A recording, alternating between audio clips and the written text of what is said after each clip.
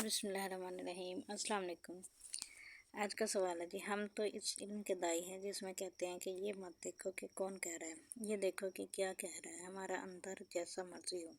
जवाब, इसका ये नतीजा ये हुआ कि अब आप फंस गए हैं। अब आप पॉइंट ऑफ नो रिटर्न पे हैं। या आप अफ़गानिस्तान बन जाएंगे या आप हिंदुस्तान के मुसलमान बन जाएंगे, स्लेव हो जाएंगे, या तो आप बांट दिए जाएंगे या बेच दिए जाएंगे। अगर आपने अपनी इस्लाह ना की तो दानिशवरी आपको अब आखिरी मकाम तक ले आई है। और ये पॉइंट ऐसा है जहाँ से आप अल्लाह के फजल से ही निकल सकते हैं, वरना आम रूटीन से आप वापस नहीं जा सकते। ये दानिश अब आपके काम आनी चाहिए। मैं पनाह मांगता हूँ इस इल्म से जो मेरे काम ना आए। अब वक्त आ गया है, अगर आप सियासत को इस रूटीन से चलाएंगे तो वो वही नतीजा देगी जो इसने पहले दिया था। फरासत भी रूटीन में चलेगी तो वही कुछ बनेगी। नई शादी और पुरानी शादी एक ही नतीजा लाएगी।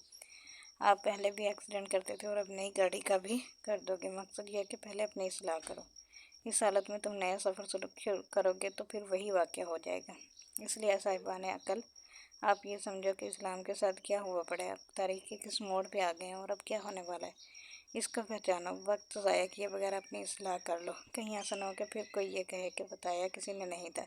मैं अब बता रहा हूँ आपको, आप गवाह रहना। मैं बता रहा हूँ कि आपके पास थोड़ा टाइम है, तो इतनी बात मैं आपको बता रहा हूँ कि आपके पास थोड़ा वक्त है। आप अपने दानिश कदे की इस्लाह कर लें तो आपके लिए बड़ी नेकी है। ये कोई शर्मिंदगी की बात नहीं है, बल्कि नेकी की बात है कि हम अल्लाह से डर गए। आखिर कोई हमें डरा गया, हम ताइब हो गए। लोग कहेंगे कि तू बड़ा दिलेर था, बड़ी बेबाक की बातें किया करता था। तो आप कहो कि आखिरी वक्त आ गया, आखिरी पहर आ गया है। अब आप ये करो कि when all else are failed let us try God. इसमें क्या दिक्कत है? अब बाकी सारा कुछ फेल हो चुका है, कोलैप्स ही है। आओ खुदा को आजमाते हैं, देख लेते हैं खुदा तुम्हें नहीं छोड़ेगा, बुढ़ापे में भी नहीं छोड़ेगा। बुढ़ापे का बुढ़ापा तो कहो ना, अब इसको जवानी तो नहीं कह सकते। इसलिए ये वक्त है कि आप खुद को खुदा के हवाले करो, फिर आपकी दानिशवरी की अल्लाह हिफाजत करेगा। दानिश वो जो आपके काम भी आए। दानिश रोब का नाम नहीं है। आप लोगों का अपने मुल्क में बड़ा मकाम है। आप तौबा करो, अपने साथ वफा करो, खुदा को मानो, इस मकाम से निकलो जिस मकाम पे आपका मुल्क फंसा पड़ा है। वरना आप कुछ करके देखो, सियासत करके देख लो, नतीजा वही होगा। ये सब देख लो, आप अक्लमंद हैं। देखना यह है और करना यह है कि ताकि अल्लाह का फजल शामिल हाल हो, सियासत भी बहाल हो और हर शोबा अपनी जगह पर नए सिरे से ठीक हो जाए। ये होना चाहिए। आप जब अपनी इज्जत करेंगे तो फिर आपको समझ आएगा कि आप क्या हैं। अभी तक तो कोई ऐसा वाक़या नहीं हुआ, मिद्दत ही हो गई है। इकबाल के साथ ये वाक़या हुआ था। चलते चलते एक आदमी को ख़ास इल्म मिल गया। अजब बात है, इकबाल ऐसी बात कर जाता है कि अफलाक से नालों का जवाब आता है। गलगलाए अमा हो जाता है, हरीम ज़ात में शोर हो जाता है, लामकां की बात हो जाती है। फिर जिना के हाँ इतनी इस्तकामत, अंग्रेज़ी माहौल का पला हुआ था, मगर बड़ी बात थी। इसके बाद कोई वाक़या नहीं हुआ और इसके बगैर आपकी ज़िंदगी गुजर नहीं सकती। मैं कह रहा हूँ कि आप ही वो वाक़या हो। आप ज़रा होश तो करो, अपने आप को निकालो तो सही। वाक़या क्यों नहीं होगा आपके साथ? आपके इल्म में कोई इजाफी चीज़ पैदा नहीं हो रही। किताबों से जो कुछ पढ़ा है और कुछ नहीं बना, इतना ही है जितना आपने पढ़ा है और वही कुछ आपके पास है। ये इल्म तो काफ़ी नहीं है। ये तो इस किताब में बेटर प्रिजर्व देयर ज़्यादा अच्छा महफूज है।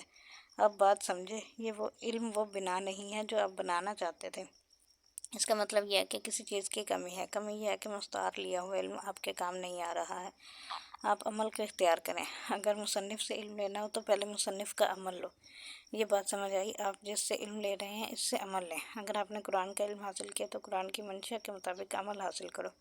वो अमल मिलेगा तो कुरान का इल्म मिलेगा। ए इमाम आली मकाम अलैहिस्सलाम की इज़्ज़त करने वालों, अगर आप शहादत गाह में उतरो तो आपको समझ आएगा कि इमाम अलैहिस्सलाम का मकाम क्या है। आपको ज़रा तकलीफ़ हो जाए तो आप आसमान को सर पर उठा लेते हो। तो आपका शहादत का क्या पता? शहादत का मतलब यह है कि अल्लाह की तरफ से आने वाले इंतहाई मुसीबत और गम के अंदर इंतहाई सब्र और शुक्र से गुज़र जाना। यही है ना शहादत। और आप पर थोड़ी सी इब्तला है तो आपने शोर मचा दिया। लिहाजा आपको हक़ नहीं है कि आप इमाम अलैहिस्सलाम की बात करें। इमाम अलैहिस्सलाम को मानने वाला जो है वो इब्तला के अंदर सब्र से गुजरेगा। तो आप जिसको मान रहे हैं इसका इल्म ले लो। आपको मैं ये बात बता रहा हूँ कि आप अमल की इस्लाह करो और इल्म की फोकियत छोड़ो। अब आपको बात समझ आई? अब समझ तो आ गई है, मगर हमने इतना इल्म हासिल किया हुआ है कि सच बात मुश्किल लगती है। इसको हम कंटिन्यू करेंगे कल इंशाल्लाह। अभी तक के लिए इतना काफ़ी है। अल्लाह हाफिज़।